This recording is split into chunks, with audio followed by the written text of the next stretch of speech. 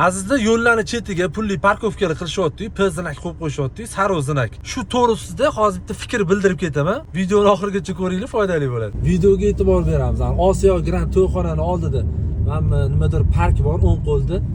Zinakni ko'rdinglar, Anhor parkini oldida mana zinakni ko'rdinglar, 327 belgisi turadi. Mana shuni Anhor parkini oldida mana P belgi turibdi, sun'iy orolcha yerga. Shuni chizib qo'yishgan. Endi qaranglar, ketdi mana parkovka mana. Ko'rinyaptimi mana palasalar ko'rinyaptimi? Mana razvorot belgisi turibdi. Razvorotni ro'parasiga ham parkovka qilib keturishgan. Bu joyda hozir belgi turibdi. Belgini ta'sir kuchi hali tugagani yo'q. Ketyapmiz mana. Yana mana 327 to'xtash taqiqlanadi mana. Yana belgi turibdi mana, taqiqlovchi belgi. 327 yo'l belgisi turibdi. Pulli parkovka qilib qo'yishgan. Yana parkovka ko'rinishda ana uchburchak qilib sun'iy orolcha qilib qo'yishgan, palasani chizib. Bu sun'iy orolchani, bu chizilgan palasani bosish qoida bo'yicha taqiqlanadi. Qanaqa qilib bu harakat qatnov qismiga bitta palasaga, bitta bo'lakga deylik, 3 ta bo'lakli yo'l bo'lsa, birinchi bo'lakga, mana shu birinchi yo'lga sun'iy orolcha qilib qo'yishganda, ketdi yoki parkovka yasab qo'yishgan.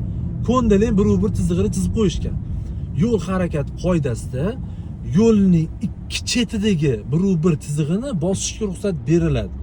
Boshqa bir chizig'ini bosish taqiqlanadi. Ya'ni yo'lning qatnov qismidagi bir chizig'ini bosish taqiqlanadi.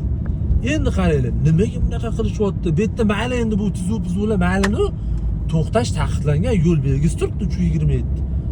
Endi hozir to'xtasa, pulli parkovkaga endi bu qoida buzarlik ham bo'lyapti hozir bu yerda.